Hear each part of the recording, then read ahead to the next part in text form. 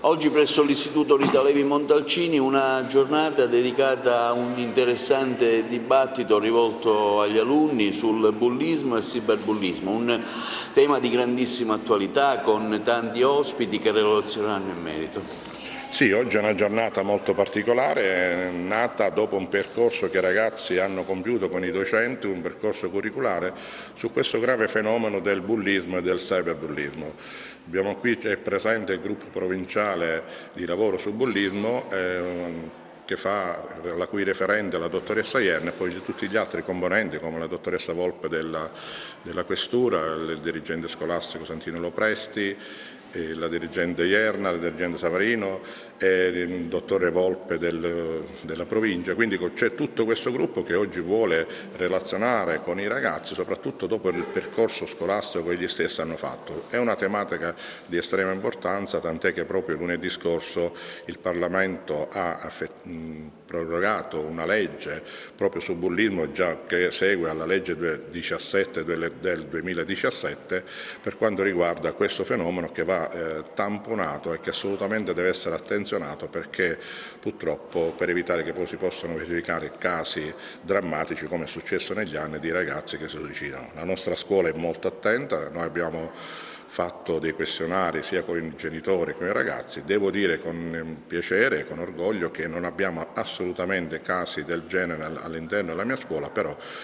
non per questo non attenzioniamo questo fenomeno e questo problema che sta diventando sempre più complesso e difficile. Stamattina il gruppo provinciale del bullismo incontra gli studenti della scuola, ma non solo gli studenti, i docenti e i genitori. E penso che proprio il fatto importante sia avere qua presenti diversi genitori. È un fenomeno, il bullismo e il cyberbullismo, molto importante, talvolta viene sottovalutato, però per fortuna è anche sono state emanate delle leggi che danno, diciamo, la possibilità alle scuole di poter affrontare il fenomeno in maniera più forte e sinergica. Noi da diversi anni come gruppo provinciale del bullismo, da più di 10 anni, abbiamo programmato diverse iniziative, tra le quali la somministrazione di questionari per vedere un po' come veniva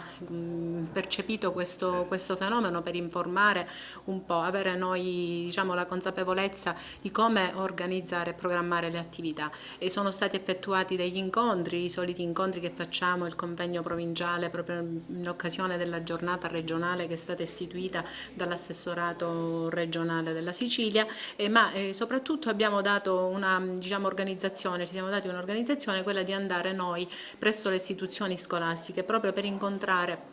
una rappresentanza di alunni assieme ai docenti, ai genitori e al personale anche non docente della scuola. Abbiamo già programmato per tutto l'anno, siamo stati meno di un mese fa, alcune settimane fa a Menfi, oggi siamo a Rita Levi di Montalcino, ringraziamo il preside Luigi Costanza, ragazzi molto attenti, ma lo vediamo ovunque, perché il tema, quello che dice lei del bullismo e cyberbullismo, è un tema oggi molto sentito, addirittura a livello, come dire, il Parlamento ha preso in esame la possibilità che i bulli vengano inquadrati, qualora i genitori non fossero, vengono inquadrati in quelle situazioni per cui i genitori potrebbero anche perdere la genitorialità. Ecco allora che il tema quindi è serio e all'ordine del giorno. Bene, parlarne secondo me è importante, perché tacerlo invece è nascondere. Noi lo diciamo sempre ai ragazzi, quando c'è un problema di questo tipo la prima cosa da fare è parlarne con l'amica, con l'amico, con l'insegnante con cui hai un buon rapporto, parlarne a casa, parlarne con un adulto, perché io penso che all'inizio il problema può essere risolto, dopo può avere causato anche guasti e danni irrimediabili nei confronti di chi lo subisce. Certo, c'è chi lo subisce, colui che invece lo attua, lo fa, anche lui è una persona che poi va recuperata e va riportato, diciamo, a quelli che sono i comportamenti delle regole della civiltà e della convivenza civile.